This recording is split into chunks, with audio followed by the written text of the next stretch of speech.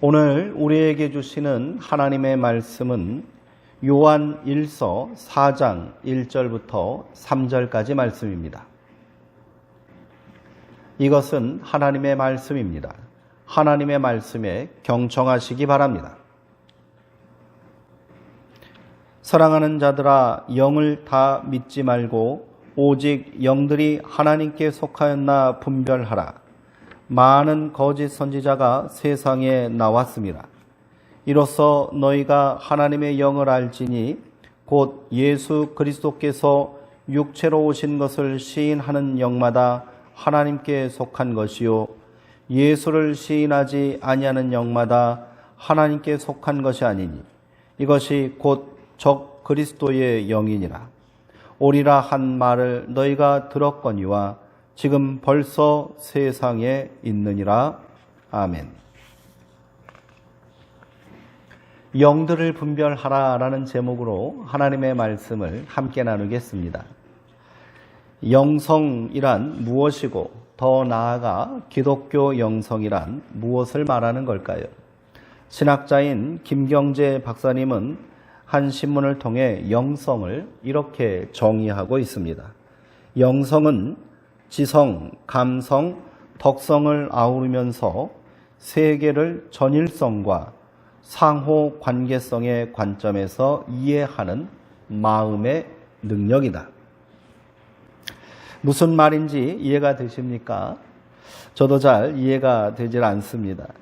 이를 제 나름대로 쉽게 풀이한다면 이렇습니다.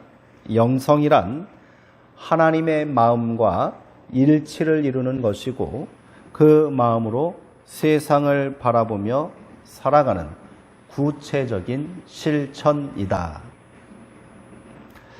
영성은 신비 체험이나 현실을 초월한 능력을 말하는 것이 아닙니다. 하나님의 마음과 뜻이 각자의 삶의 자리에서 구체적으로 실현되는 것입니다. 또한 기도와 묵상을 통해서만 이룰 수 있는 것도 아닙니다.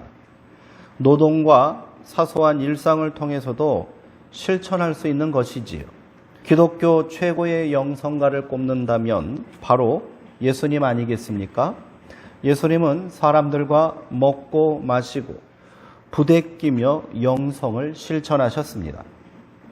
당시 권위 있는 종교 지도자들의 눈에는 불경스러운 행동도 서슴지 않으셨지요.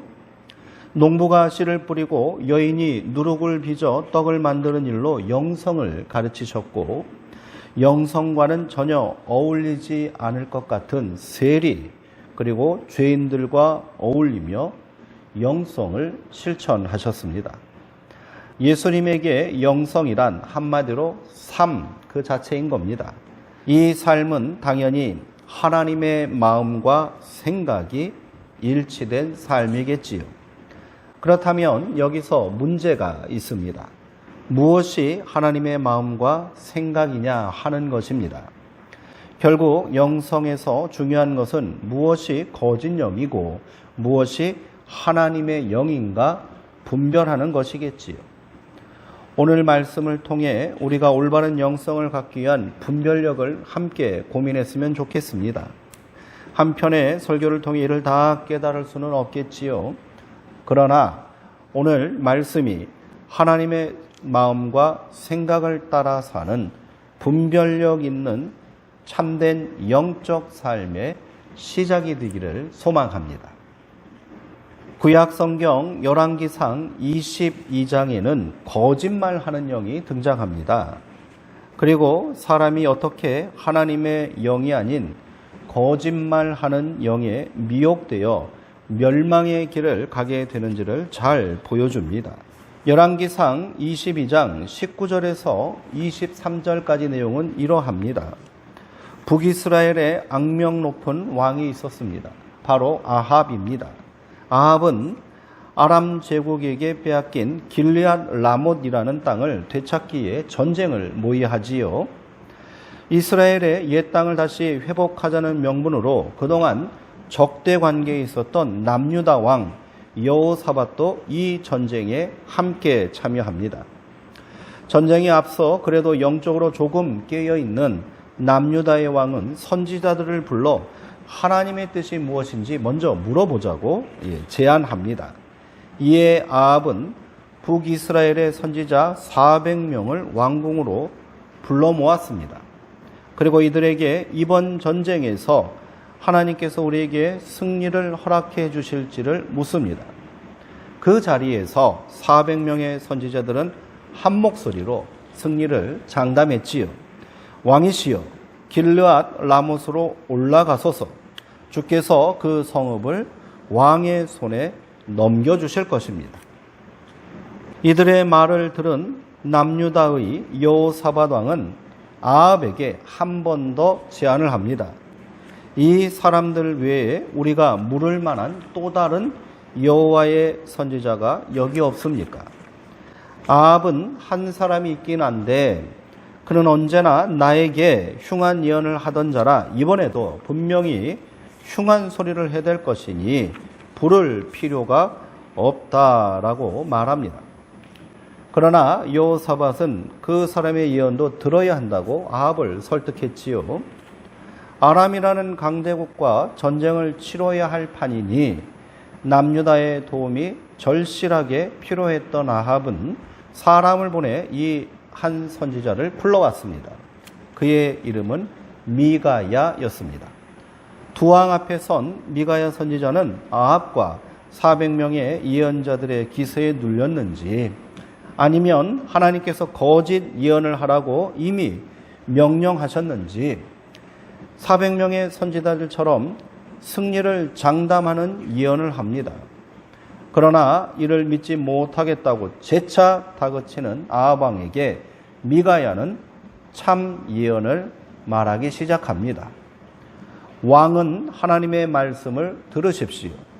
하나님께서는 이 전쟁을 통해 어떻게 왕의 죄를 심판하여 죽음에 이르게 할까 고민하고 계십니다. 이때 하나님의 좌우편에 있던 큰 군대 가운데 한 영이 나와 내가 아합의 모든 선지자들에게 거짓말하는 영을 보내어 아합을 속이겠다고 말했습니다. 하나님께서 허락하시어 지금 여기 있는 선지자들이 이렇게 예언한 것입니다. 한마디로 400명의 선지자들은 악한 영에 미혹되어 거짓말을 하고 있다라는 말입니다. 미가야의 말을 다 듣고 아합은 어떻게 반응했을까요? 그토록 듣길 원했던 참 예언을 듣게 되었는데 아합은 불같이 화를 냈습니다. 그는 그 자리에서 미가야 선지자를 옥에 가두고 고생의 떡과 고생의 물을 먹이라라고 명령했다고 합니다.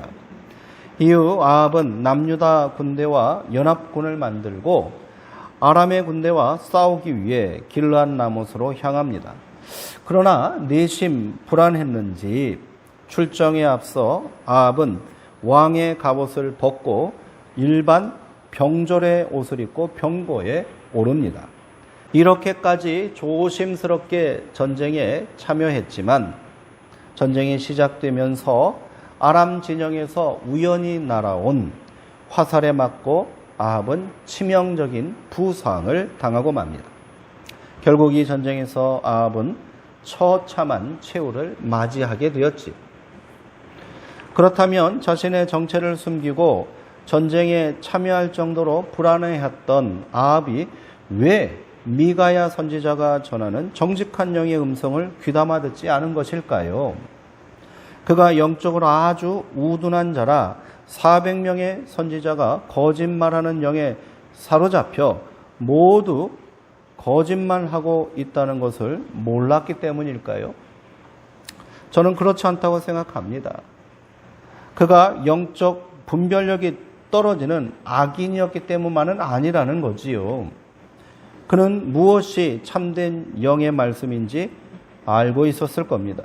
그러나 하나님의 뜻을 전하는 참된 영의 경고보다 그에게 있는 욕망의 힘이 더 컸기에 판단력을 잃고 말았던 거지요. 일전에 아합은 아람과의 두 번의 전쟁에서 모두 승리한 적이 있었습니다. 심지어 아람의 왕을 사로잡기까지 했지요. 선지자를 통해 이 두 번의 전쟁이 분명 하나님께서 승리하게 하셨다는 것을 아합은 잘 알고 있습니다. 그러나 아합은 하나님의 명령을 거역하고 아람 왕을 죽이지 않았습니다. 자기 앞에 머리를 조아리고 충성을 맹세하는 아람 왕을 보며 이 모든 일을 자신의 업적으로 만들고 싶었던 것이지. 이를 통해 자기 이름을 높이고 욕망을 채우려 했던 겁니다. 아합은요, 거짓말하는 영에 속기 전에 먼저 자기 탐욕에 속아 넘어간 겁니다. 탐욕이 가득한 마음으로는 하나님의 뜻을 들을 길이 없습니다. 이런 사람이 거짓 영의 표적이 되는 겁니다.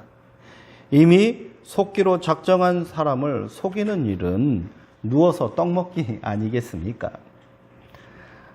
오늘 함께 읽은 요한 1서의 본문에서 요한 사도는 우리에게 그 영이 하나님에게서 난 영인지 거짓 영인지를 시험해 보라고 말합니다.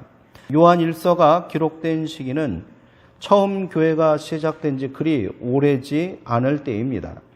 그런데 이미 그때에 교회 안에 적그리스도, 즉 복음과 진리를 잘못 가르치는 거짓 예언자, 이단들이 등장했다는 겁니다. 이 거짓 예언자들의 특징은 역시 영성을 앞세우는 것이었습니다. 그래서 요한은 이들을 분별해야 한다고 경고하고 있지요. 요한은 이렇게 나타난 거짓 영, 그리스도인을 미혹하는 거짓 예언자를 구별할 수 있는 한 가지 기준을 제시하고 있습니다. 그 영이 예수 그리스도께서 육신을 입고 오셨다는 것을 시인하는지 보라는 것입니다. 예수님께서 육신을 입고 이 땅에 오셨다는 것을 부인하는 영은 모두 하나님께로부터 온 영이 아니고 적그리스도의 영이요 거짓 영이라는 것이지요. 여기서 요한이 말하는 이단은 영지주의자들입니다. 이들은 참된 육신은 본래 천상의 영적 존재라고 생각합니다. 그래서 그 영혼이 세상에서 육체라는 감옥에 갇혀 자유를 잃고 영성을 상실한 채 짐승처럼 살고 있다라고 말합니다. 따라서 인간의 본질을 회복하고 구원을 얻으려면 이 육체를 부정해야 한다라고 주장한 거지요. 이런 주장을 펼치다 보니 예수님이 육체로 오셨다는 것을 부정하기에 이른 겁니다. 예수님은 깨어 부숴야 할 감옥 같은 육체를 입고 이 땅에 오신 것이 아니라 영으로만 오셨을 뿐이고 그가 육체를 입은 것처럼 보인 것은 가짜일 뿐이고 허상일 뿐이다 라고 말하는 겁니다. 이른바 가현설을 주장하면서 영지주의자들은 예수님께서 육체로 오셨다는 사실을 부정했던 거지. 이것이 큰 문제가 되는 이유는 예수님께서 인간의 모든 죄를 대속하여 그 몸으로 십자가를 감당하셨다라는 대속의 은혜를 부정하는 꼴이 된다는 겁니다. 이를 추정하는 자들이 교회 안에 들어와 영혼만을 강조하다 보니 그리스도인으로 세상에서 지켜야 할 몸의 문제, 삶의 문제는 더욱 철저히 외면당하고 말았던 겁니다. 더 심각한 것은 이렇게 영혼만이 중요하고 육체는 아무런 가치도 의미도 없다고 생각했기 때문에 자신의 육체를 쾌락과 방종에 내어주면서도 아무런 죄의식을 느끼지 못하고 향락주의로 빠져들었다는 점입니다. 영지주의자들의 심각하게 왜곡된 거짓 영성을 경계하며 요한은 진정한 영성, 진리의 영은 그리스도께서 육체를 입고 오셨다는 것을 시인하는 것이다 이렇게 말했던 겁니다. 진정한 영성은 영혼만을 공허하게 외치는 것이 아니라 오히려 자기 몸을 지키고 성결하게 해야 한다는 겁니다. 자신의 몸을 그리스도의 영이 거주하는 거룩한 성전으로 세워가는 거지요. 진정한 영성은 육신으로 살아가는 삶을 바르게 이끕니다. 그리고 진정한 영성은 불의하고 폭력적인 역사를 외면할 수 없습니다. 무엇보다도 진리의 영은 함께 더불어 사랑하며 살아가도록 그리스도인들을 이끌어 주십니다. 성령 강림의 은혜로운 역사를 통해 우리는 이미 하나님의 영을 경험하고요, 무엇이 참된 영인지를 알게 되었습니다. 그러기에 더욱더 우리가 영적 분별력을 회복하는 것이 중요합니다. 이를 위해 우리는 다음과 같이 영성 회복에 힘써야 하겠습니다. 첫째, 인간의 탐욕과 세상을 향한 욕망을 내려놓아야 합니다. 아합의 비극적인 죽음은 그가 하나님의 영이 들려주는 그 진실의 말씀을 듣지 못했기 때문이 아니고 또 그 말씀을 깨닫지 못했기 때문도 아닌 겁니다. 하나님의 말씀보다 그를 사로잡고 있던 욕망이 더 강력했기 때문이지요. 탐욕을 내려놓지 않고 절대로 우리는 영성을 회복할 수 없습니다. 진정으로 하나님의 뜻을 따르고자 한다면 먼저 내 뜻, 내 욕심을 꺾어야 합니다. 내 욕심을 꺾어서야 그 뜻을 버리고서야 하나님의 뜻을 들을 수 있는 겁니다. 우리가 하나님 앞에 서는 것은 내 욕심을 확정하고자 함이라 다만 하나님의 뜻을 듣고 따르고자 함인 거지요. 아무리 예배의 자리에 나오고 부르짖어 기도한다 해도 공허하기만 한 이유는 우리가 거짓 영에 미혹됐기 때문은 아닐까요? 거짓 영은 우리의 욕망을 끊임없이 자극합니다. 우리의 탐욕스러운 삶을 정당화시킵니다. 진리의 말씀에 귀를 닫게 만듭니다. 하나님의 뜻이 보이지 않게 만듭니다. 반면에 진리의 영은 우리의 정직한 모습을 바라보게 하지요. 숨기고 싶은 죄악을 드러나게 하고요. 탐욕에 물든 우리의 위선을 고발합니다. 그래서 힘들고 부끄럽고 아프기도 하지요. 하지만 이를 통해 우리는 참된 영성을 회복하고 영적인 삶을 살 수 있는 겁니다. 나의 한계를 고백하게 하고 나의 부끄러운 모습에 가슴을 치는 회개가 일어나야 하고요. 나를 향한 하나님의 뜻을 깨달아 이를 살게 하는 거지요. 분별하셔야 합니다. 이를 위해 말씀에 더 귀 기울이시고요. 집중하여 자신을 정직히 돌아보고 또 헤아리는 지혜를 사모하시기 바랍니다. 둘째로 거짓 영은 우리를 미혹하는 영일 뿐이라는 사실을 잊지 말아야 합니다. 400명의 선지자들이 한 목소리로 거짓말하게 한 영 또한 하나님께서 보내신 영이라는 사실을 기억하십시오. 이를 다 이해하기는 어렵겠지요. 그러나 중요한 것은 거짓 영도 하나님의 권세 아래에 있다라는 사실입니다. 이것이 할 수 있는 일이란 고작 해야 인간을 미혹하고 욕망을 자극하여 스스로 망하게 하는 일뿐이라는 거예요. 절대로 두려워할 존재가 아니란 말입니다. 우리가 능히 이길 수 있는 헛개비에 불과합니다. 이를 귀신이라 말해도 좋고요. 마귀, 사탄이라 말해도 좋습니다. 이러한 것들은 분명히 존재합니다. 우리는 그리스도의 영, 진리의 영이 함께하는 존귀한 하나님의 자녀임을 잊지 마십시오. 그 권세로 거짓 영을 단호하게 물리치시기 바랍니다. 셋째, 실제적인 삶의 변화를 외면하는 거짓된 영혼 타령을 경계해야 합니다. 성령 운운하며 영성을 들먹이며 신비 체험과 신통한 기적을 강조하는 자들을 조심하십시오. 참된 영성은 영혼과 삶이 하나가 될 때 완성되는 겁니다. 하나님의 뜻이 우리의 삶의 자리에서 구체적으로 나타날 때 그것이 바로 성령의 역사요. 그것이 바로 영성인 겁니다. 이를 위해 내 고집을 꺾어야 할 때도 있습니다. 익숙한 경험과 삶의 자리에서 벗어나야 하는 겁니다. 참된 영은 우리를 날마다 변화시키고 새롭게 합니다. 때로는 사소한 습관에서 벗어나게 하고요. 때로는 그동안 믿고 의지했던 소중한 것들을 포기하게도 합니다. 이때 필요한 것이 또한 결단이 아니겠습니까? 참된 영성은 이처럼 우리를 결단하게 만듭니다. 그렇게 작은 결단이 있어야 마침내 하나님의 뜻에 온전히 순종하는 삶을 이루도록 우리를 이끄는 줄 믿습니다. 당장의 만족과 감동과 위로만으로는 절대로 이를 이룰 수 없습니다. 한 번의 성령 체험과 기적의 현장을 목격했다고 될 일이 아닌 거예요. 삶의 변화가 없다면 참된 영성이 아닙니다. 이를 치열하게 고민하게 하고 더디지만 한 걸음 한 걸음 내딛게 하는 것이 바로 참된 영성의 길입니다.